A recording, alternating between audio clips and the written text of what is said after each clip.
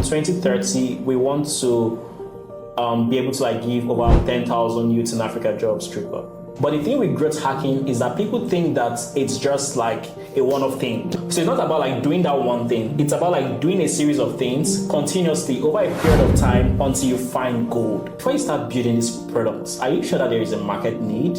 If there is no market need, then there is no business. I think your work will speak for you. Whenever I go to events and I'm introducing myself, I'm like, oh, my name is Milton, CMO Selar. We have over 1 million users in Africa. Bring out your CV when you're introducing yourself and just tell people the work that you've done. Put out the best metrics. Put your best foot forward.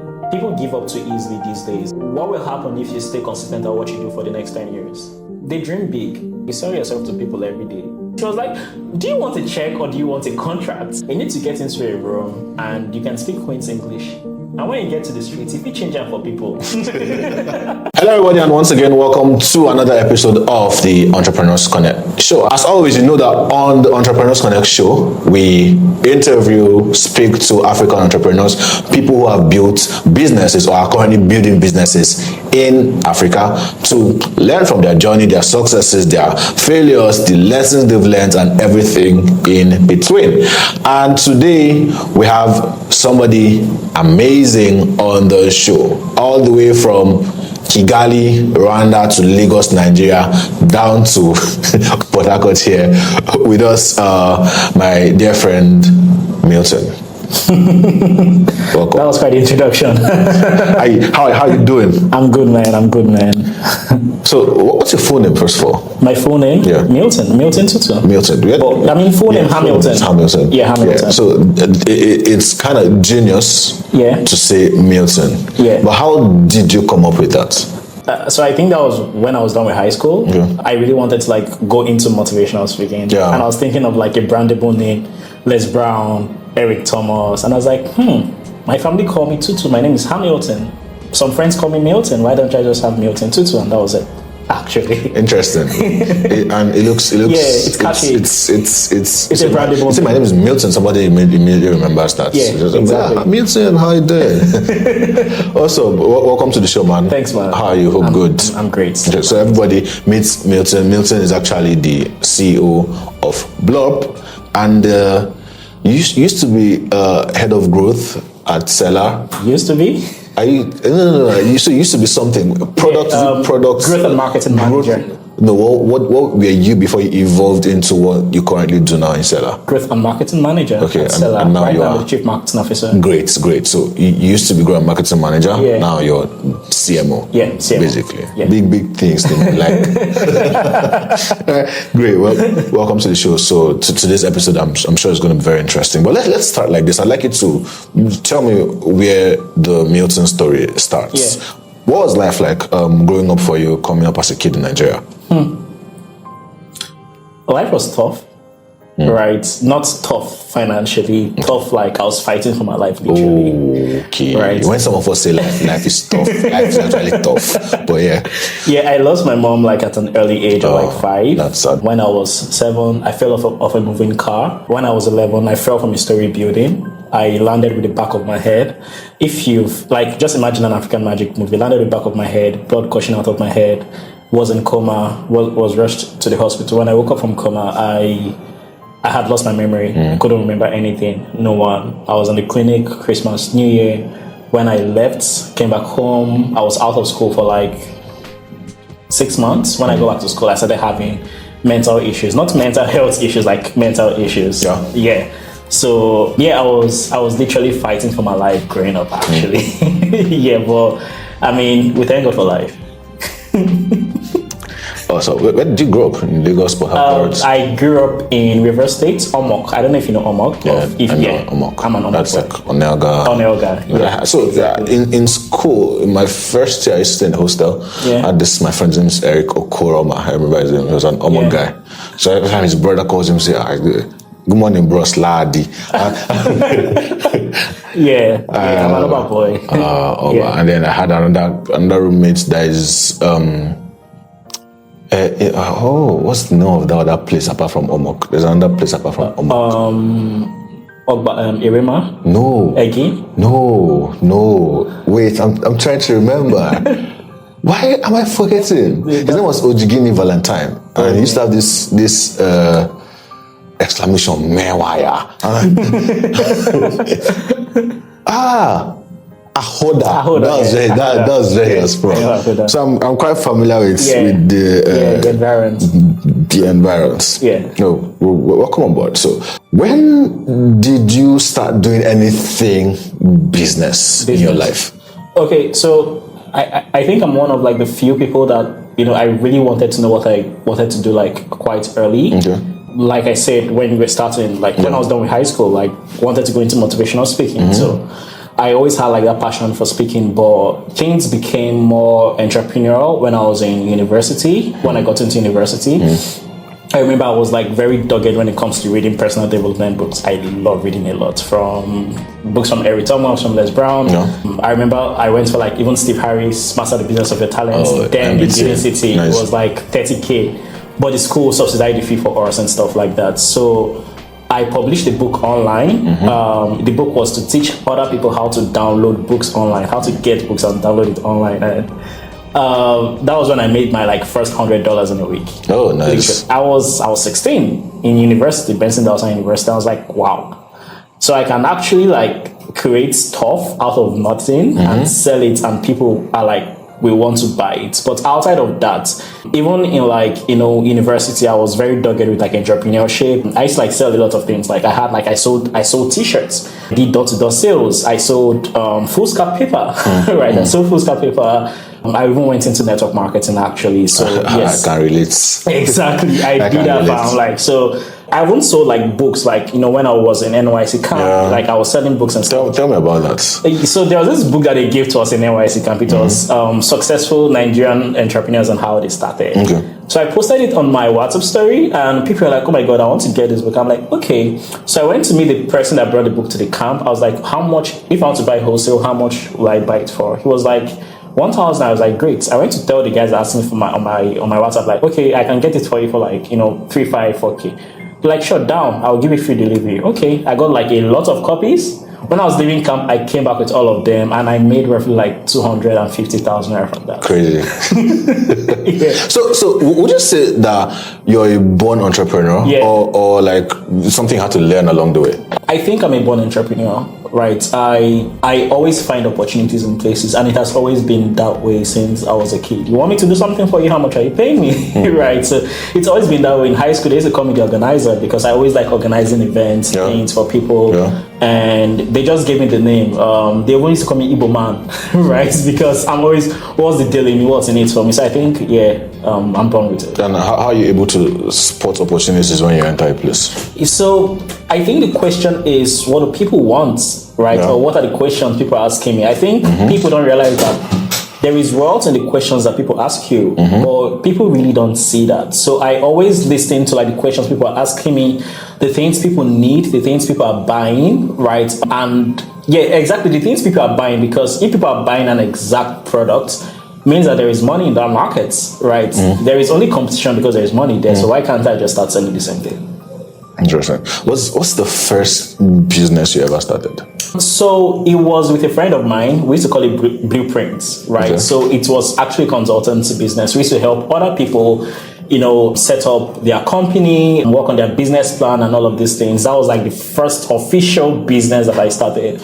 And then in my university, we had like lots of entrepreneurs, and we were always like the go-to, person that they go to like help them set up like their business registration, set up their like, business plan, go-to-market strategy and all of those things. And then we used to charge like 5K, right, for that. I mean, we were in 200 level, so we used to charge 5K for that. We made, quote and unquote, lots of money from that before we just closed it down to focus on more stuff. What do you close down to focus on? Selling products, right? Because if you are selling services, there is just so much money you can make from that. But when you like start selling products, you're thinking mass market. So we really wanted to like, go to like the mass market and like, serve the mass markets. So we started selling t-shirts. That was what we delved into. Great. So this is you in the university, different hustles, selling products, helping people set up businesses and all of that. How did your entrepreneurial journey, what was it like after university? After university. So when I was done with school, I really wanted to, start up something because I gained so much skills from like all of this thing that I was doing, especially from like network marketing. Because I started selling my stuff through like digital marketing. So I was like, okay, how can I, set up something proper? So I set up like a consultancy firm when I was done with school to help other like, network marketers to set up a funnel to sell their own products and stuff like that. So then, I had like a couple of clients I was, consulting for, helping them to like set up their systems and everything. But I was really passionate about tech. I'm still passionate about tech. When I was in high school, I actually created an app that my friends were using, right, to chat with each other and stuff like that. So I really wanted to like. Did you code? Yes, I used to code. I used to code, not anymore. I studied computer science in school, surprisingly. So then I built a platform called Square Academy. So it's literally what Selar is right now. But then I lacked a lot of things. I lacked product knowledge. I lacked entrepreneurial knowledge when it comes to like actually like growing and building a business. I lacked like, there was a whole lot of like knowledge gap and stuff like that. So I really needed to learn. And I started working with like a company in Ibadan. They're called Aim to Get, right? I helped them to like set up like their business and everything, their marketing strategy. And right now these guys are like doing amazing well. I consulted for like other firms, right? And before I like decided that, okay, do you know what? I want to move to Lagos. Then I moved to Lagos, and a senior friend of mine called Fred Adimefe, he called me, he was like, come work with me and stuff like that. And one thing about me is I am not, when it comes to passion, my passion is to my purpose, right? Products can come and go. So I put a pause to that product because I really wanted to learn. I was very young, I was like 19, 20, right? So I started working with like Imaginarium Global Creative as like the head of digital marketing for some of their products. Then they had this product called Ultra Nigeria, and I was like the product lead for that product, and we did an amazing stuff with our products, a lot of amazing stuff. Then I went from like the product end to like the main company end, which is Imaginarium, and I started working with like some of their clients like UBA, Ultra Foods, Zenith Bank, and some other organizations and firms. And working in an agency actually like gave me lots of like experience that I needed. Nice. Like no, there are people that say that your salary is the bribe they give to you to forget your dreams and all of that. But here's you're going directly from like entrepreneurship, building your own product to getting an actual job. What's your mindset when it comes to that? It's give value than you ask for. That's just it. Anyone that I meet, even when I was starting my career, I used to meet my mentors, right, and tell them that what are like the top 3 things can I do for you today? Some of them will say, oh, I needed to like design a graphic. I don't know how to do graphic designing. I will pay a friend of mine to do the design for me and deliver it to them, act like I did the job myself, right? And whenever I need something, I'll ask and they always want to give to me. It's just being a person of value, right? People are always like attracted to like someone that gives value to them. So I think for me, whenever I meet someone, my first 3 question is, how can I give this person more value that when I ask for something, they'll be willing to do it for me? So let's say we meet at an event today and you go, hi, my name is Milton. How can I give you much value? No, come on. No, come on. It's just, I think it's building like, nurturing those relationships, getting those contacts. And I think your work will speak for you. Whenever I go to events and I'm introducing myself, I'm like, oh, my name is Milton, CMO Selar. We have over 1 million users in Africa. And people will want to like, yeah, exactly. So call the numbers. That's a flex. Yeah, that's a flex. Like, call the numbers, flex your stuff, right? Bring out your CV when you're introducing yourself and just like tell people the work that you've done. Yeah. Oh, interesting guy. Exactly. I'd love to connect with you. We could do something together. Exactly. That's the thing. Just like put out the best metrics. Put your best foot forward. Yeah. How did it transition from working at the agency to working with Selar? Working with Selar. That's a question I've actually never told anywhere about how like I got like the job at Selar. So myself and Douglas Kene, the CEO founder of Selar, an amazing guy, trust me. When I first signed up on Selar, he sent me a text. So it was like, oh my God, I love what you do. I just gave you like a Stripe and PayPal integration so that you can receive international pay from your customers and stuff. I'm like, oh wow, that's amazing. And he found out about like Square Academy, and he was like, he asked me questions about like, yeah, this is what we're doing. He was like, oh, that's great. That's almost what we're doing. We should just like try to pick each other's brain and grow together. We kept on chatting on Instagram. He was in Dubai, I was in Lagos. When he came back to Lagos, I was like, gee, what's up in Lagos? Let's meet, let's hang out sometime. So he came down to the office I used to work at Imaginarium. And we had like a very amazing time, amazing conversation. And I told him something, because I was always talking about Selar, even before I started working at Selar. I was like, Douglas, I always talk about your company every time. Cut me a check. Right? He was like, do you want a check or do you want a contract? Out of like that was jokes, right? But we just kept on talking. Yeah. And when I decided to like leave the agency, I had an offer from some other company, which I'm not going to mention the name here. And I told her, like, oh, Douglas, this is a company I'm leaving to. And he was like, he's having some like stuff at Selar that he really wants to like grow the company and stuff. And I was like, oh, why don't I come work with you as your growth and marketing manager? He was like, actually, why didn't I think of that? So that's how we just started working together, and it was over drinks at a bar that we just had a conversation and everything. And I think being at Selar is like one of the best experiences of my life. I can speak to that. I mean, because you were at Selar pre-2020, yeah, right? And you just Selar and the growth took off from 2020. Yeah, it just sporadic. It's been boom. Because I know I joined Selar early 2020. Yeah. There, but I'm like, this platform is cool. And I introduced a couple of my friends, Tamilore, and a couple of my friends. Guys, this platform, you can host your ebooks and all that. It's very cool. And then I see you guys some weeks ago say, oh, we hit 1 million users. I'm like, bro, that's massive. So what does being a growth and marketing manager? Now I know that you're like CMO right now, but what did in that phase between 2020 to 2024, what did being the growth and marketing manager of Selar entail for you? 2020 to 2023. Well, then it was hard. I'll be very honest. I mean, you came from an agency, so you're like, I can do this thing. Exactly. Let's go and grow this company. Yeah, so that's the thing with an agency. You just have that. When you got into the company, what was it like? The first few weeks. The first few weeks was, when I said that it was hard because myself and Douglas, every Sunday, we used to have like meetings in the evening to like talk about like how we're going to grow the following week, plans and everything. And you always have to come up with like new strategies, new techniques every other week, right? And sometimes I'm thinking, how best can we like grow the numbers and stuff like that. The year that we achieved 20,000 users, right, that whole year we spent less than 1,500 USD on marketing and ads, right? So it was literally growth hacking, like everything, like.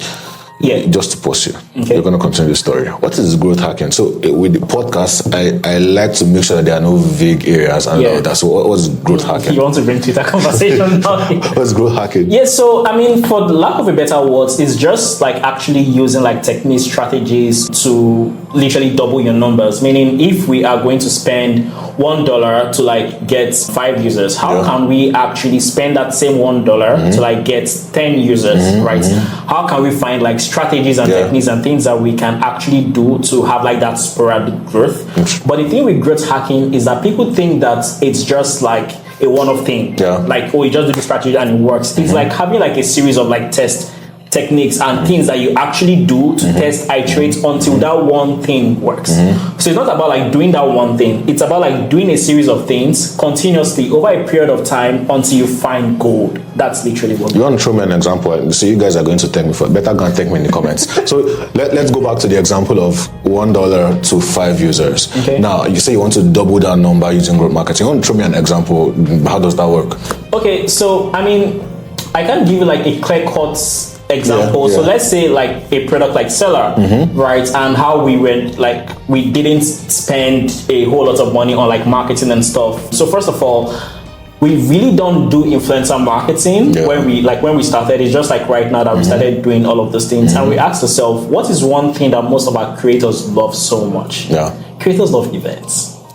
They love a lot of events, right? So for Selar, we're like, okay, instead of us like just spending a whole lot of money to like, run ads or like pay for like influencer marketing, how can we have partnerships with these creators? How can we bring them for like an Instagram live? How can we have webinars with them and stuff like that? So for instance, if we are trying to like sell our products via ads, we might not get as much conversion as we want. But when we are doing a webinar, right, and we want to teach people how to do XYZ, there are two things that's helping us to do. Number one, on our thank you page after the register for the webinar, we are pitching the products. Yeah. That's number one. On the email automation, we are also pitching the products. During the webinar, we are pitching the products, right? So we are also getting this lead magnet that we're going to use for follow-up and to also use it for like retargeting ads. Yeah. So instead of like spending that $100 to like sell and market our products and to like do direct marketing, why don't we do this? Like, why don't we like do this other strategy that we can use it to not just generate leads, but also get customers? And that's direct response marketing. Beautiful. That makes sense. Now, let's go back to the gist. I know exactly where you stopped. So you were talking about how that the first few weeks were hard, and then every Sunday you guys had a meeting to literally come up with strategies. Yeah. So like every Sunday, like we had to like, it was like a compulsory meeting. We had to like come up with strategies and things that we have to do, and I always had to like think about ideas and stuff like that, and it went on for like a whole year. Like a whole year. We're doing that like back to back to back, and it, like honestly speaking, it was hard because then our team was not as structured as it is right now, and we were still like trying to like build that great team and stuff like that. So I did a whole lot of things. I did multiple things. There's a point I did social media management, right? Even as like the growth and marketing manager. There are points that's like I did and I undid, right? Like, and I think what has helped us so far is one, we were consistent at it, right? And that's still the whole growth hacking thing. So we were like doing different iterations and techniques every other week until we found that iteration and that technique that worked for us. And we're like, okay, we've hit good now. Let's be consistent with this thing for a long time. Yeah, exactly. So you're Douglas, and how many were you on the team then? No, marketing team or like the whole team? Like on the whole team? Whole team, we were like 9. Then right now we are a team of 22. Great. So how did you go from a team of 9 to a team of 22? And particularly your own team now expanding, having other people under you, and all that. What did that journey look like? It was interesting. Right now I lead a team of 8 people. Then I was leading a team of like 4 people each. Right now, like 8 people plus like some of our contract staff that we work with. And it was interesting because it showed me how to like get great like staff, like how to find great talents, right, that will come work with you. And that's one thing like I'm really proud of. Like I'm proud of every single person on my marketing team, from Lydia to Treasure to Emmanuel to David to Collins. Everyone is like, if I didn't mention your name here, but everyone is like doing an amazing job, and I always like try to tell them every now and then.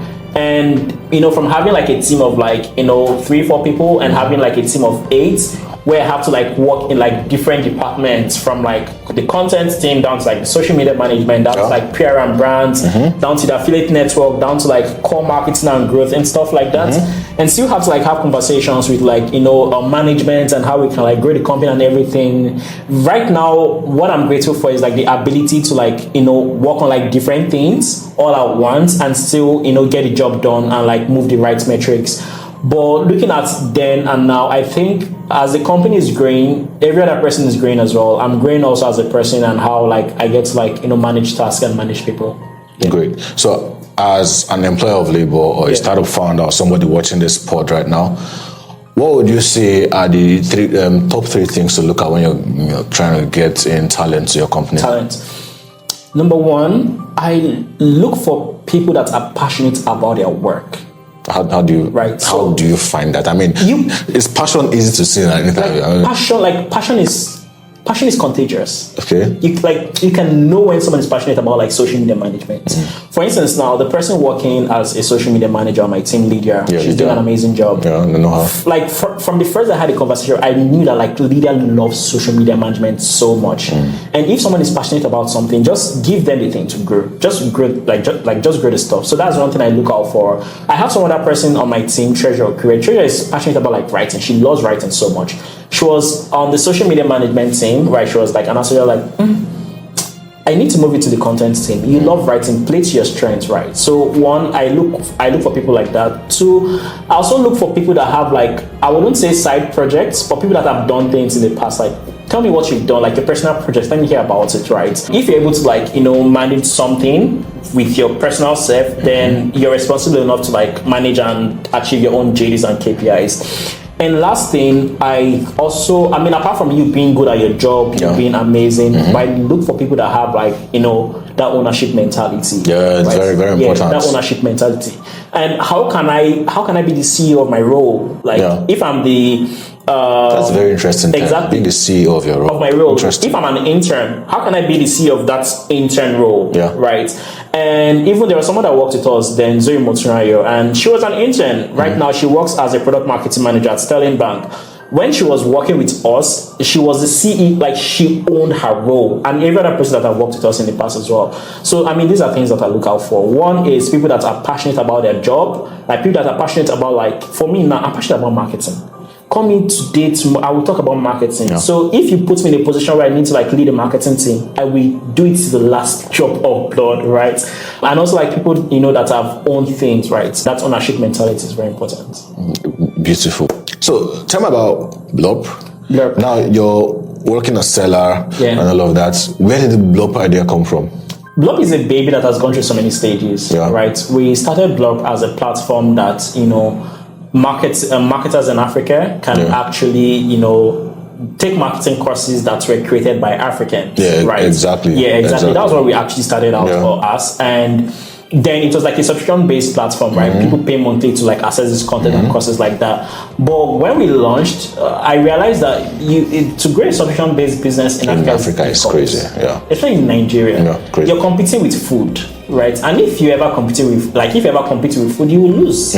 Literally. So, and also when it comes to like content and stuff like that, people are also thinking about their data, right? When they want to like consume this content. So I'm like, interesting. So I kept on doing all of these things, and then a friend of mine reached out to me, our ever first client. He said, Milton, why don't you start a platform that actually, helps founders to like get marketing talent? Because that's like a very difficult thing in the ecosystem right now. People don't know how to like, assess this talent. Why don't you start an umbrella for like marketing talent? So I'm like, interesting. Okay, let's do something. If you pay me, I'm going to find you your talent. He was like, okay, cool. How much? I told him the fee. I got him his first talent, right? Because I'm a marketer. I know what these people needed. So I'm like, okay, we got the first client. Then when Africa reached out to us, I'm like, yes, we can actually do this for you and stuff like that. Then we got another talent, and I was not doing any marketing for that.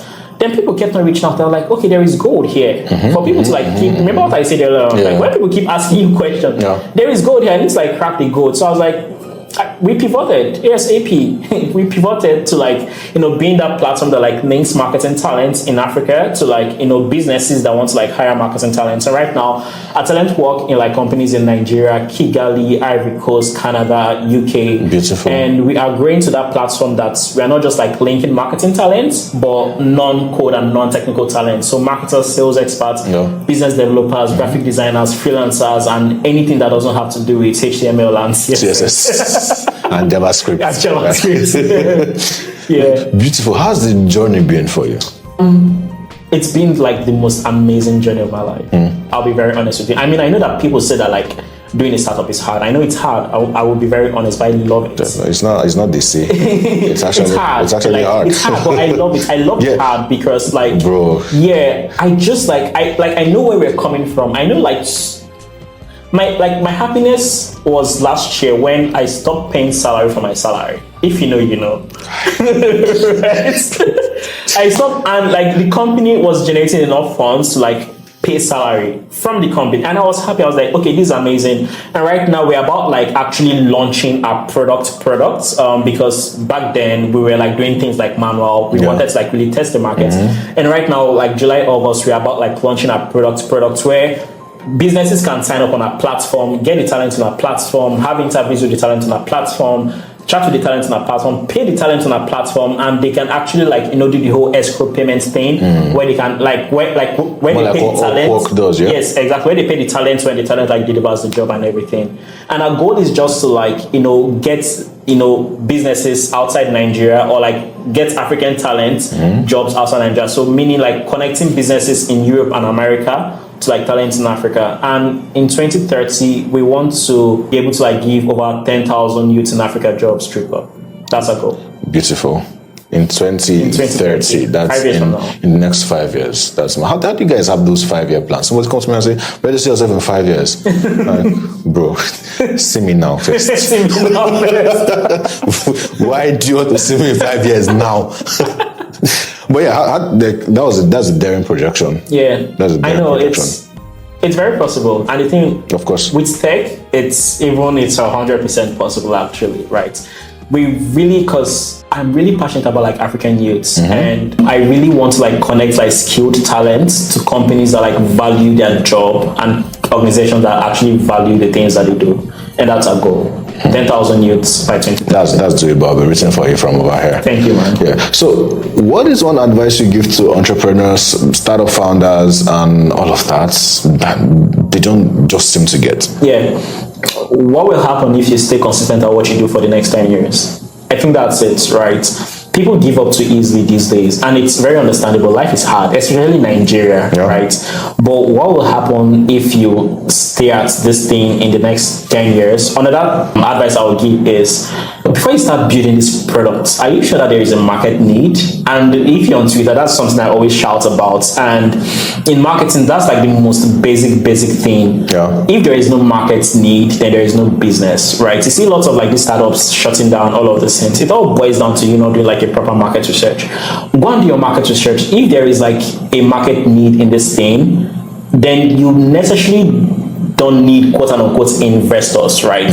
You need the customers. The customers like will drive the business, and investors will just help you to scale up.